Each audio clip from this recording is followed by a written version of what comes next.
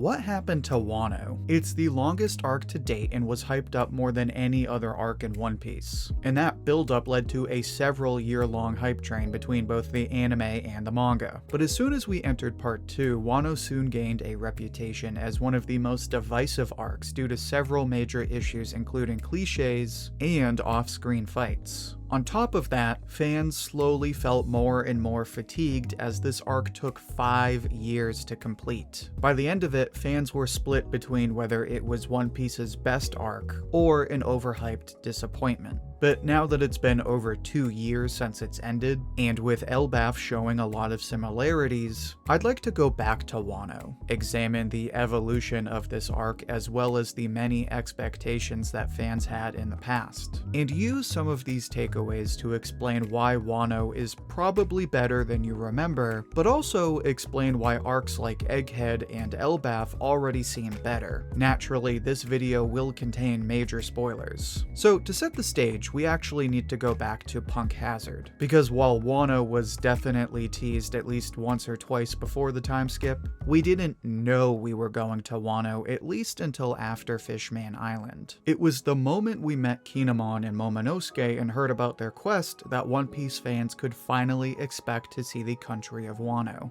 And this is one of the first factors that contributed to Wano's reception. The fact that this arc was built up to piece by piece for roughly 450 chapters. From another perspective, this was an arc that was repeatedly referenced in every arc following Fishman Island. We meet Kinemon and Momonosuke in Punk Hazard, we met Kanjuro in Dressrosa, we met Raizo and learned about the Mink Alliance in Zou, and even in Whole Cake when we were focused on Big Mom, we always knew in the back of our heads that the next arc would be Wano. So Wano was a prevailing theme of One Piece for almost the entire story following the time skip, which means the hype was a big deal. Another factor you have to consider going into Wano was the overall growing hype for the series. Because after the Paramount War, you have Fishman Island, which was an okay arc, but obviously nowhere close to Paramount War. Then you have Punk Hazard, which is certainly fun, but again, kind of just okay. Then you have Dressrosa, which, while it does have its fair share of issues and received criticism for those, it's an overall great arc.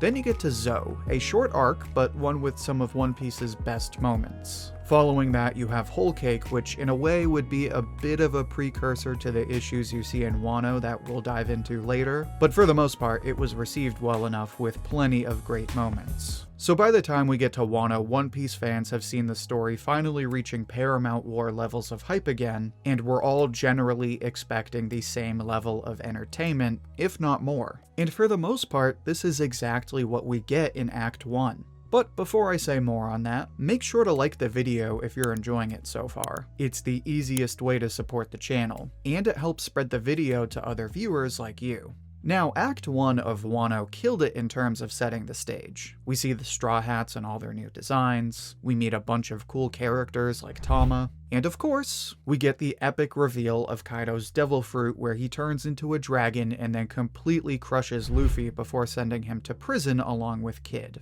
All of this came together to continue the hype train into Act 2. And it's around this time that we finally get Wano in the anime. And this only adds to the hype as for the first time, One Piece finally feels like a true modern anime. The soundtrack and voice acting really bring the story to life and make the introduction to Wano feel unlike anything else. And we even get some small filler moments that add to the manga in a meaningful way. Now, I say some meaningful moments because unfortunately, the anime doesn't come without its issues. The biggest offender being filler. In Act 1, there is a ton of filler, including but not limited to Luffy and Zoro fighting Hawkins' crew for much longer than in the manga, and Luffy's clash against the sumo champion going on for what feels like an eternity. So while the anime gets a breath of fresh air like never before, it also carries a lot of familiar issues. But none of those issues come close to the one thing that actually hurt the manga, namely the first opening. At the time when the new opening came out, we still didn't know about all of the scabbards, but we also didn't know about the true identity of Denjiro. That is until the first opening for Wano, Over the Top, comes out, and they show the character we then knew as Kyoshiro along with all of the other scabbards. heavily implying that Kyoshiro was in fact the missing scabbard. And to emphasize how bad this isn't just a spoiler for anime fans. This Denjiro reveal wouldn't be made in the manga for another 2 years, which, while there have been some pretty dumb spoilers throughout One Piece's history, is by far the worst one. So undoubtedly, the Wano arc of the anime was a welcome supplement to the manga that brought improved visuals and really brought the story to life, but it also had a lot of the same issues, and in cases such as the first opening, actually hurt the manga experience. Which brings us to part 2 and the start of Wano's problems. Because when the Wano anime drops, the Wano arc is just starting Act 2 in the manga. Now, Act 1 is great. It's a great start to an already incredibly hyped up arc, and I think most people will agree that for an introduction, it met all of our expectations and then some. But part 2 felt like a completely different arc with each new chapter, and even now you can see a pretty stark contrast, as this is when you start to see a consistent number of growing issues. And these issues are made worse at the time because of everything we talked about, like the growing quality of the story since Punk Hazard, and the fact that Oda was building up to this arc, and it was a recurring theme of the story for close to 500 chapters. So the question you have to consider when you look back at Wano is, okay,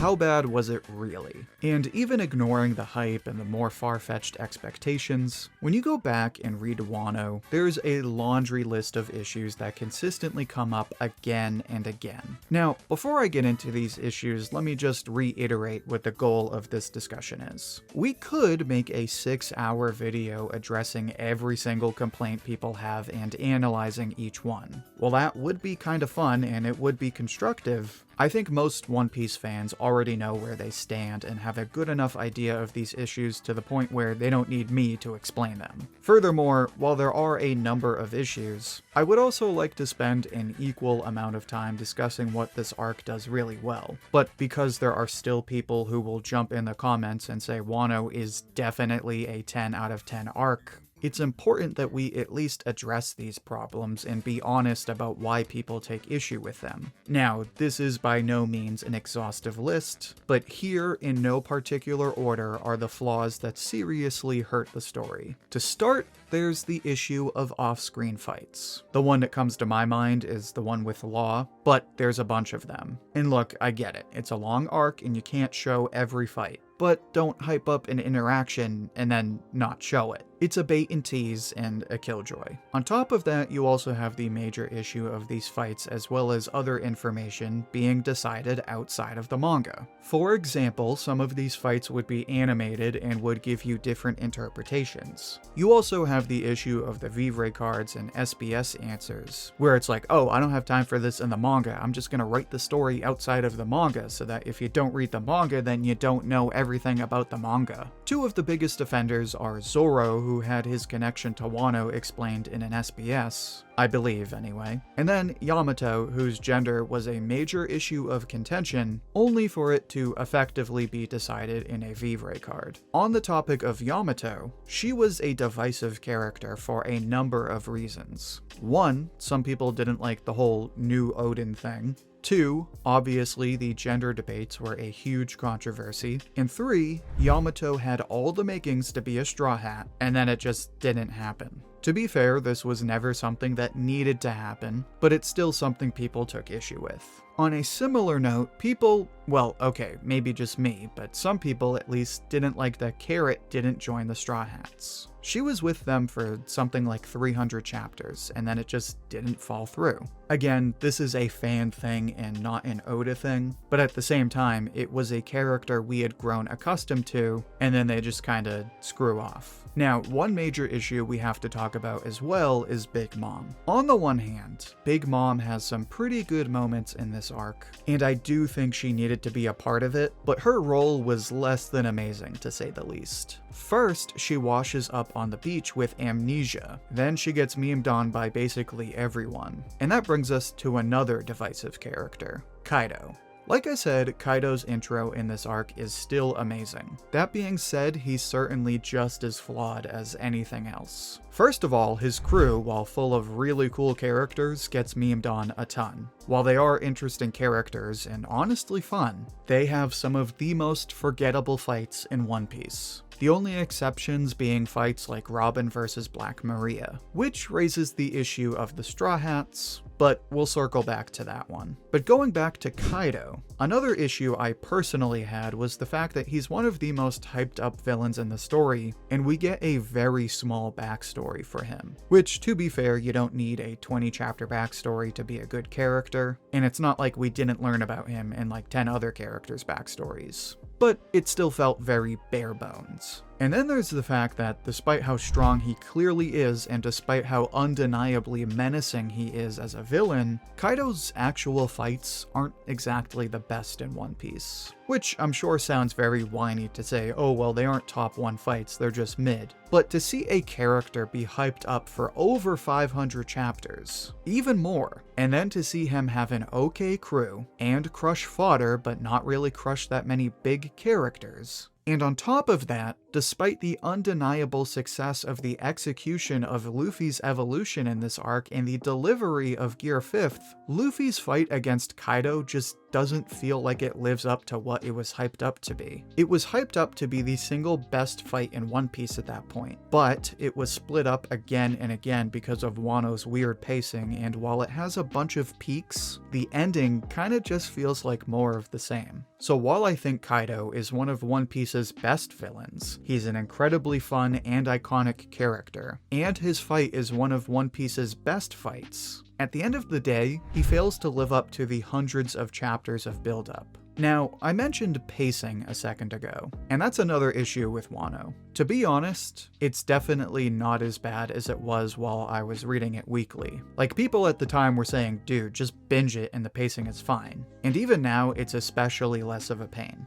But even 5 years later, it's still a problem. And the worst part isn't the pacing per se, but it's more the way Oda jumps between like 50 storylines all at the same time. And I bring this up because when Dressrosa was running, there was fatigue, but you don't have the same issue. And then when we get to Whole Cake, everyone was definitely feeling the fatigue since it was a long arc, but again, nobody felt the same way like when we got to Wano. There's hints of it in those arcs, but it's also at its worst in Wano. And for that reason, we also see some of One Piece's worst paneling since the Paramount War. And to that point, you might say, well, you don't know what you're talking about. Oda has so much to include. And my response to that is, look at what Kishimoto accomplished in the final arc of Naruto. Compare that to Wano, and you'll see exactly why this paneling is so disappointing. Finally, before I talk about the Straw Hats, one other issue that has to be raised is the issue of Hiyori and her controversial line about Orochi, namely, Kurozumi was born to burn. This had fans in an absolute uproar, especially considering this arc seemingly meant to show why punishing an entire bloodline is barbaric.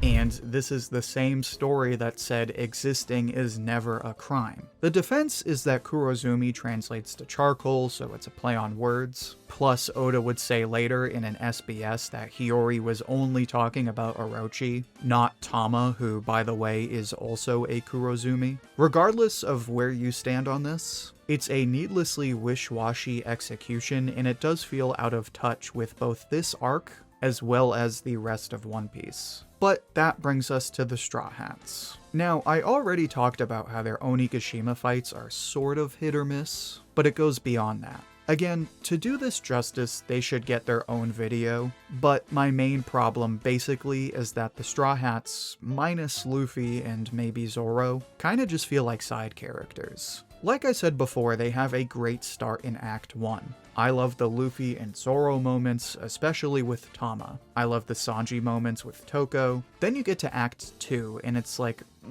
okay. Like, you do get Sanji's new raid suit, and you do get these other moments. But I mean, Chopper is just Big Mom's babysitter. The other characters certainly play their roles, and there's plenty of funny moments as well. I guess what I'm trying to say is that the Straw Hats are kind of a mixed bag in Wano. Like, they have a bunch of cool moments and funny scenes, but at the same time, they don't feel like major players. They feel like side characters that are just there for the ride. And there's a couple of responses to that. First, you might say, oh, well, it's because we were focused on the other characters. which might be justifiable if Oda didn't fumble like half of the stuff with the scabbards. And then you might say, oh well, there's so much stuff that he can't just focus on the Straw Hats. And I do get that this is a recurring problem, as you can see it in Egghead as well. But, you know, it's not like this was a problem in Whole Cake, and especially not in Dressrosa. But again, it's not like they do nothing in Wano. Some of their best moments are in Wano, which is why, for me at least, it's a mixed bag.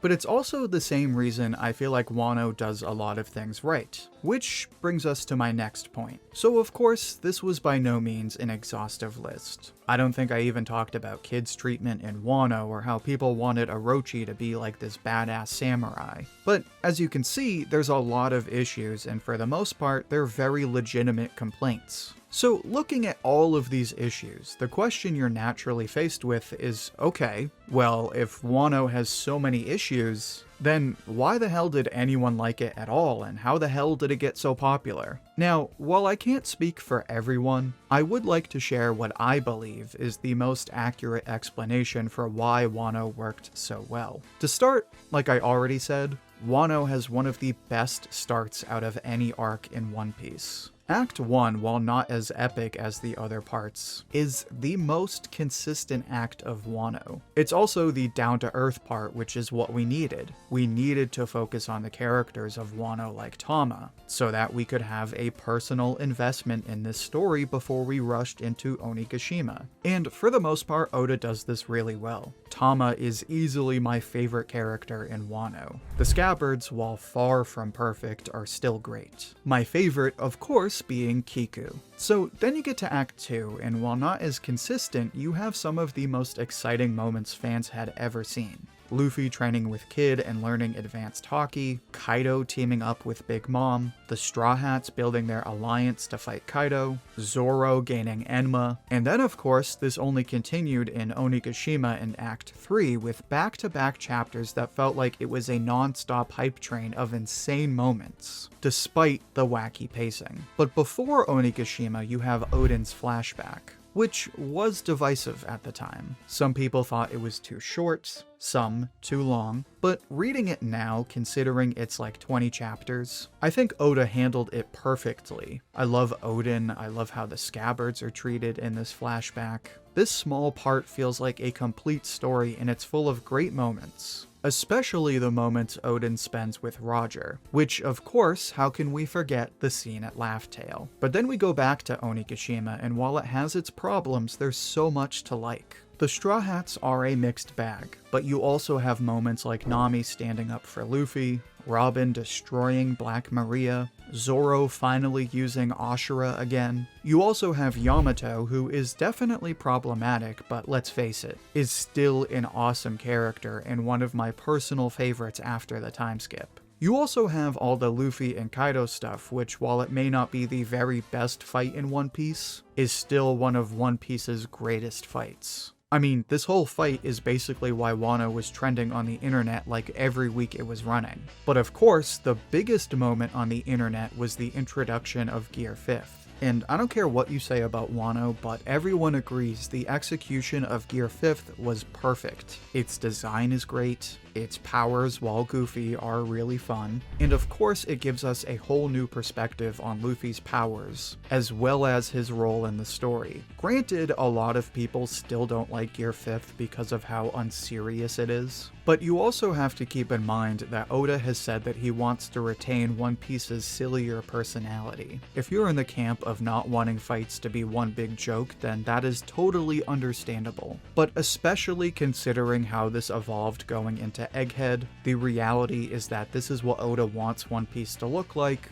so to say this is a Wano-specific problem wouldn't be completely accurate. So while Wano has more than its fair share of problems, it also has some of the best moments in One Piece, and it's still a really fun arc. The biggest problem 5 years later isn't that it's particularly bad, but rather that it's not a 10 out of 10 arc. The problem before was that the story was ramping up and we had all of these massive expectations. So when it didn't meet those expectations, everyone felt like they had been let down. But once you go into it without those expectations, Wano is a really good arc. And that's part of why One Piece feels like it's getting better. Going into Egghead, we didn't really know what to expect, so we had a different state of mind, and as a result, people were pleasantly surprised. Egghead has issues as well, but it's still a great arc.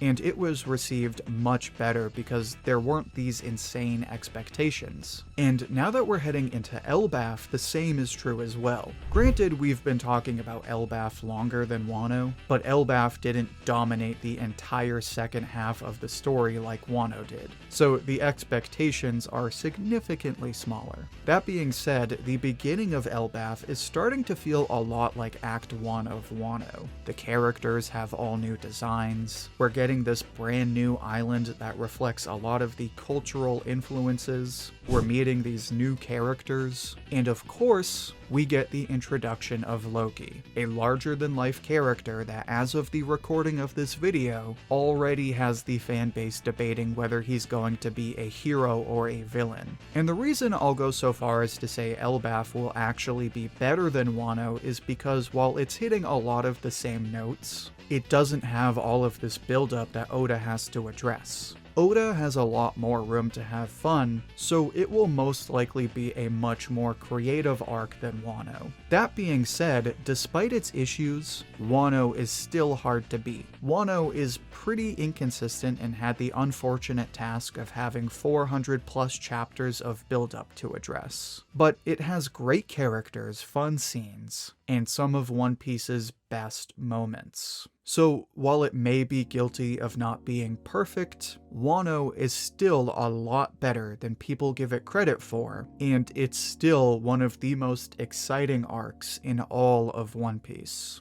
But now I'd like to hear what you think. How would you rate Wano? How does it compare to Elbaf so far? Share your thoughts and see what everyone else has to say down in the comments. I'll pick my favorite and share it as comment of the week on my community tab. And if you'd like to join me for another discussion like this one, then make sure to check out my live streams every Sunday, Tuesday, and Thursday. In those live streams, I react to new chapters as well as discuss other anime and manga topics. Also, make sure to check out my other One Piece videos in my One Piece playlist, which you can find linked right here.